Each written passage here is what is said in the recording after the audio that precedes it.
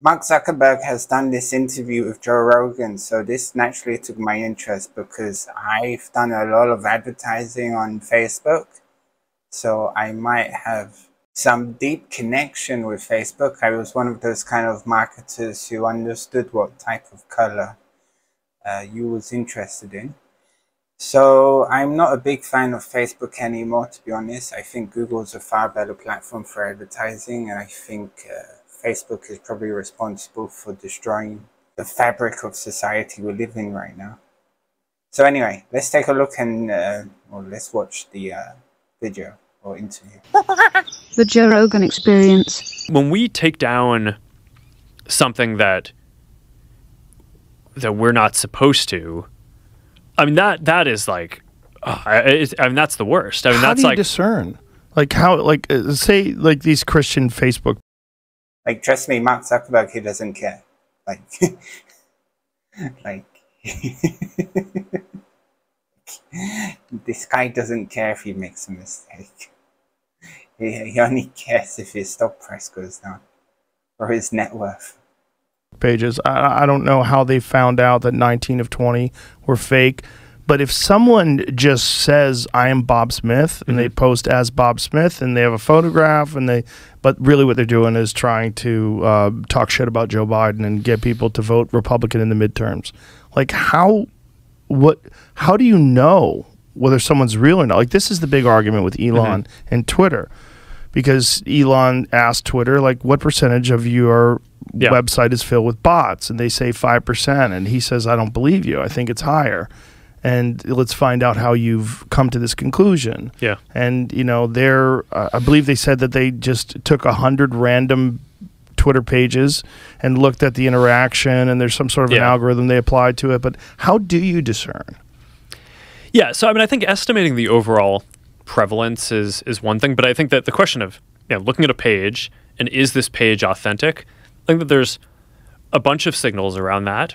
One of the things that we try to do is for large pages, we try to make sure that we know who the admin of that page is. We don't necessarily, if you should be able to run an anonymous page, you don't necessarily need to out yourself and say who you are running it, but we want to make sure that we sort of have like an identity for that person on file, so that way we know, like at least behind the scenes, that that person is real. I mean, this is definitely true. Like Facebook, they do run a lot of KYC or identity checks against everyone using Facebook now. So he's not lying here. For certain political things, I think having a sense of what country they're originating from. I mean, some of that you can do just by looking at where their server traffic comes from, like is the IP address coming from Romania or they don't care. Like, like with the disinformation campaign for Trump and the fake news farms in Russia, like they know exactly what's going on. They don't care. All they care about is engagement and whatever makes them more profit. He's lying. Because if it's like an ad in some other country's election, like he's trying to put out like, hey, I don't know where the traffic came from. Like, come on, you're just lying. Like, you knew exactly where all the traffic was coming from during the Trump election campaign in 2016, on 2015, wasn't it? Like, he knew exactly what was going on, and he didn't care because it was creating all this engagement on Facebook, and all he cared about was the results. Then you probably want to make sure that that ad is especially in countries that have laws around that, are coming from someone who's a valid citizen, or like at least in that place. So there's a bunch of, I think, I don't know, one theme in my worldview around this stuff, and when it gets to some of the stuff that we talked about before, is like, I don't think that this stuff is black and white, or that you're ever going to have like a perfect AI system. Yeah, because you've been caught out not giving a shit so many times. Like about the disinformation campaigns being done in third world countries, which have led to a lot of casualties and deaths of innocent civilians. And this guy's trash. I think it's all trade-offs all the way down. right? And it's and you could build a system, and you can either be overly aggressive and capture a higher percent of the bad guys, but then also by accident take out some number of good guys, or you could be a little more lenient and say, okay, no, the cost of taking out any number of good guys is too high, so we're going to tolerate having, you know, just a little bit more, like more bad guys on the system. So he's basically admitting he knew there were bad people, like Donald Trump and, you know, all these dictators around the world exploiting Facebook's algorithm to spread misinformation, which led to the deaths of many innocent people. This guy's trash. Like he's trying to play like, oh, I wasn't guilty. I mean, I didn't know the consequences. These are values questions, right? Around what do you value more, and those are super tricky questions. And that's part of what I've struggled with around this is I didn't get into this to basically judge those things. I got into this to design technology that helps people connect, right? It's like, and like, I mean, you could probably tell when we spent the first hour talking about the metaverse and the future of basically building this whole technology roadmap to basically give people this realistic sense of presence. It's like, that's what I'm here to do, right? So this whole thing that's like arbitrating what is okay and what is not, I obviously have to be involved in that because this is at some level, you know, I run the company and I can't just abdicate that. But yeah, it's well known that he's involved in every single decision. Everything that occurs in Facebook, he's involved in. He's the person who says yes or no.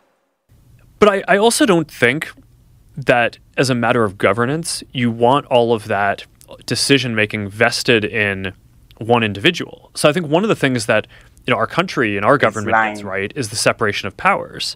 So, you know, one of the things that I tried to create is we created this oversight board. It's an independent board that basically we appointed people whose kind of paramount value is free expression, but they also balance that with things like... Wait, come on, let's look this up. The oversight board.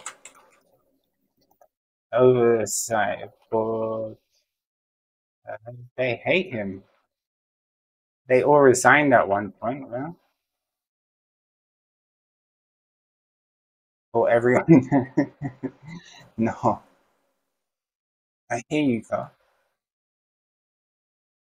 So Facebook Oversight Board says the company must urgently improve its transparency from 2021. Facebook's independent oversight board is criticizing the company for lack of transparency, finding it failed to be fully forthcoming regarding a policy for high-profile users.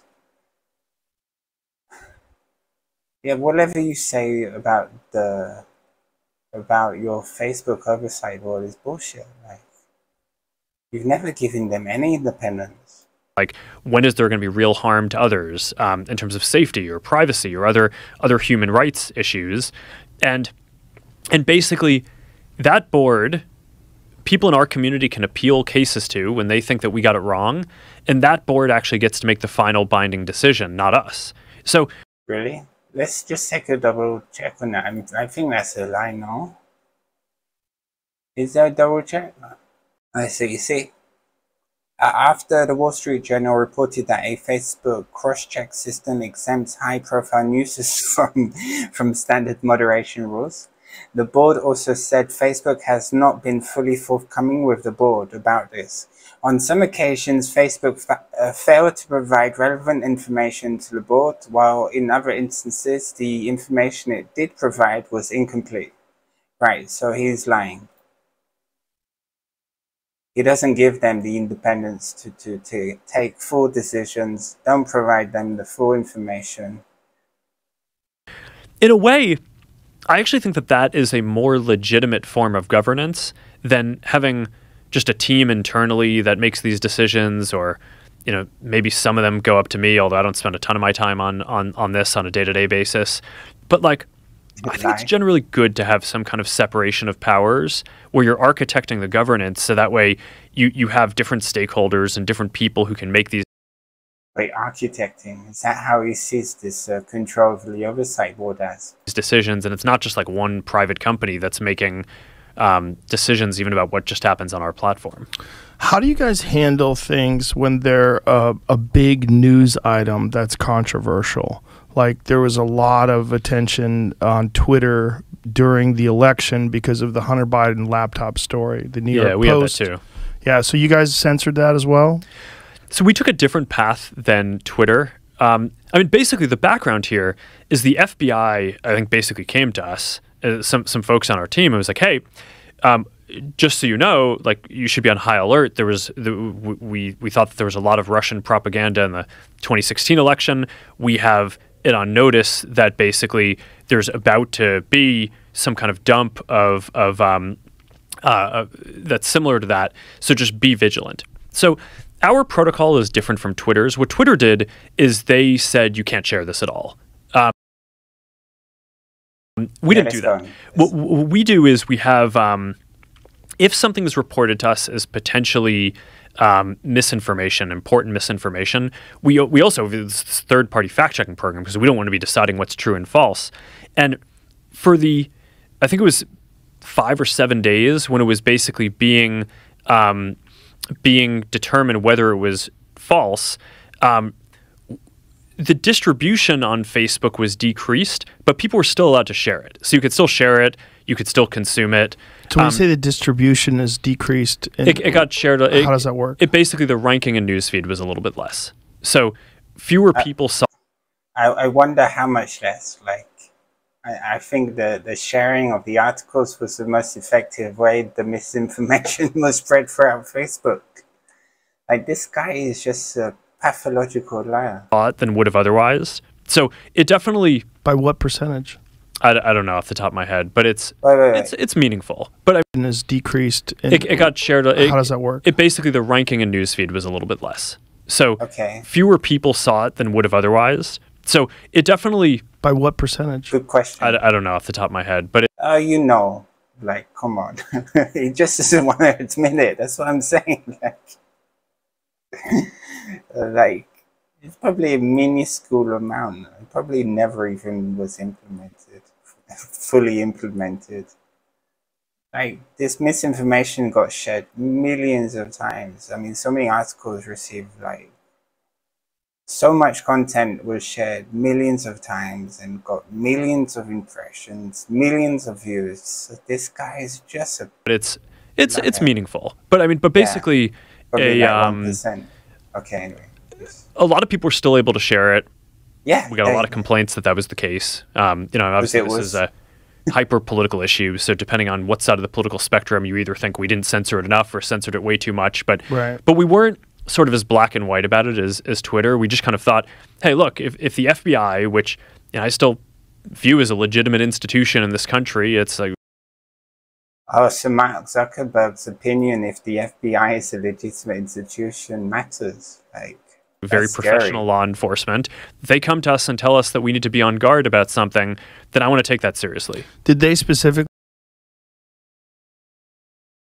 But really, like, he's judging, like, the FBI and taking the information they present to him, like, seriously? Or I want to take it seriously. They say you need to be on guard about that story? No, I don't remember if it was that specifically, but it basically fit the pattern. When something like that turns out to be real, is there regret for not having it evenly distributed and for throttling the distribution of that story? What do you mean evenly distributed? I mean evenly in that it's not suppressed. It's not. Yeah. I mean, it sucks. Yeah. Yeah. I mean, because it turned out after the fact. I mean, the fact checkers looked into it. No one was able to say it was false, right? So basically, it had this period where it was getting list distribution. So yeah. I mean, but I think like, I think it sucks though. I think in the same way that probably having to go through like a criminal trial but being proven innocent in the end sucks. Like, it still sucks to have like that you had to go through a criminal trial, but at the end you're free. So I don't know if the answer would have been don't do anything or don't have any process. I think the process was pretty reasonable. We still let people share it, But obviously you don't want situations like that. But certainly much more. Right, so that's on one hand, he doesn't know how much the reduction in the content visibility was, but when it was proven real, that's reasonable than Twitter's stance, and it's probably also the case of armchair quarterbacking, right? Or at least Monday morning quarterbacking, I should say, because in the moment you had reason to believe, based on the FBI talking to you, that it wasn't real and that there was going to be some propaganda. So what do you do? Yeah. And then if you just let it get out there, and what if it changes the election and it turns out to be bullshit? That's a real problem. And I would imagine that those kind of decisions are the most difficult. The decisions of like what is allowed and what is not allowed. Yeah. I mean, what would you do in that? in Joe Rogan. I mean, this is obviously a paid interview, no? Situation. I don't know what I would do. I would have to like really thoroughly. Well, first of all, you're dealing with the New York Post, which is one of the oldest newspapers in the country. So I would say I would want to talk to someone from the New York Post, and I would say, how did you come up with this data? Like, where are you getting the information from? How do you know whether or not this is correct? And then you have to make a decision, because they might have got duped. It's hard because everybody wants a. This is nonsense. Like, Facebook has so many educated, intelligent, smart people telling. I mean, Mark Zuckerberg has all these really smart people working for him, telling him what he should do, and if news is false, like, and if it's true, but he doesn't need Joe Rogan's opinion. To look at it after the fact. Now that we know that the laptop was real and that it was a legitimate story, and there is potential corruption involved with him, what we think, oh, that should not have been restricted, that should not have been banned from sharing on Twitter. Right. I think everybody agrees with that. Even Twitter agrees with that. But the thing is, then they didn't think that. In the beginning, they thought it was fake. So what do? Like, if something comes along and the Republicans cook up some scheme to make it look like Joe Biden's a terrible person, and they only do it so that they can win the election, but it's really just propaganda. What are you supposed to do with that? You're supposed to not allow that to be distributed. So if they think that's the case, it makes sense to me that they would try to stop it. But I just don't think that they looked at it hard enough. When the New York Post is talking about it, you know, they're pretty smart about what they release and what they don't release. If they're going over some data from a laptop and you could talk to a person. But again, like, this is just one story, like one individual story. Like, how many of these pop up every day, especially in regards to polarizing issues like climate change or COVID or you know, foreign policy or Ukraine. Anytime there's like a really controversial issue where some people think that it's imperative that you take a very specific stance and you can't have the other stance. Like those moments on social media, those trouble a lot of people because they don't know why certain things get censored or certain things get promoted. Okay, let's see his response. Yeah, I agree. Oh, I agree. And it's like to be in your spot. And I was one of the things that I really wanted to talk to you about is this, because like to be in your spot must be insanely difficult. To have, no matter what decision you make, you're going to have a giant chunk of people that are upset at you. And there might be a right way to handle it, but I don't know what the fuck right way is. Well, I think the right way is to establish principles for governance that try to be balanced and not have the decision-making too centralized. Because I think that it's hard for people to Well, we've already covered that he's lying. that, like, He doesn't give full some team at Meta or that I personally am making all these decisions. And I think people should be skeptical about any so much concentration around that. So that's why a lot of the innovation he's just trying to throw the blame off him that I've tried to push for in governance is around things like establishing this oversight board. So that way you... Okay, so this oversight board where, let's remember, on some occasions, Facebook failed to provide relevant information to the board. So this oversight board doesn't have all the information to make the decisions. Like, have people who are luminaries around expression from all over the world, but also in the U.S.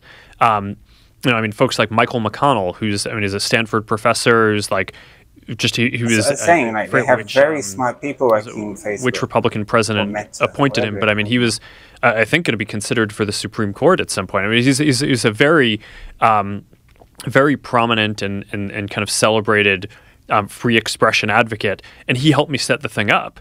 And I think like setting up forms of governance around that are independent of us, that basically get the final say on a bunch of these decisions,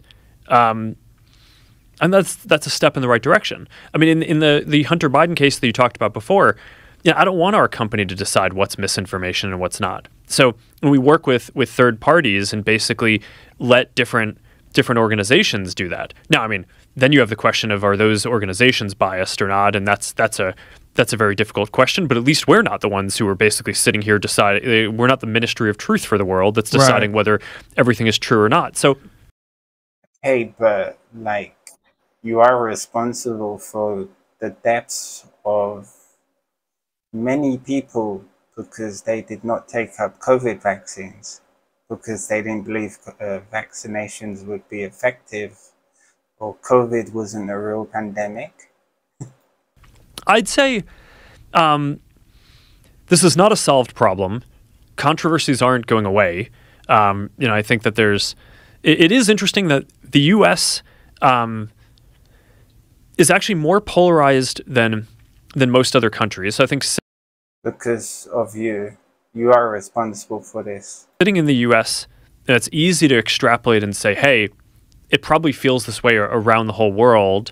And from the social science research that I've seen, that's not actually the case. There's a bunch of countries where social media is just as prominent, but polarization is either flat or has declined slightly. So there's something kind of different happening in the U.S. But it probably feels this way around the whole world. And from the social science research that I've seen, that's not actually the case. I don't want our company to decide what's misinformation and what's not. So when we work with third parties and basically let different organizations do that. Now, I mean, then you have the question of, are those organizations biased or not? And that's a very difficult question, but at least we're not the ones who are basically sitting here deciding. We're not the ministry of truth for the world that's deciding whether everything is true or not. So I'd say... but you shouldn't be, man. This is not a solved problem. Controversies aren't going away. I think that it is interesting that the U.S. Is actually more polarized than most other countries. So I think sitting in the U.S., it's easy to extrapolate and say, hey, it probably feels this way around the whole world. And from the social science research that I've seen, that's not actually the case. There's a bunch of countries where social media is just as prominent, but polarization is either flat or has declined slightly. So there's something kind of different happening in the U.S. But you are responsible for. But for better or worse, I mean, it does seem like the next several years do seem like they're set up to be quite polarized. So I tend to agree with you. There are going to be a bunch of different decisions like this that come up because of the scale of what we do. Almost every major world event has some angle that's like the Facebook or Instagram or WhatsApp angle about how the services are used in it. So, yeah, I think just establishing as much as possible independent governance. I think this comment sums up everything. From William Swanson, Mark should be a politician. I don't believe a word coming out of his mouth.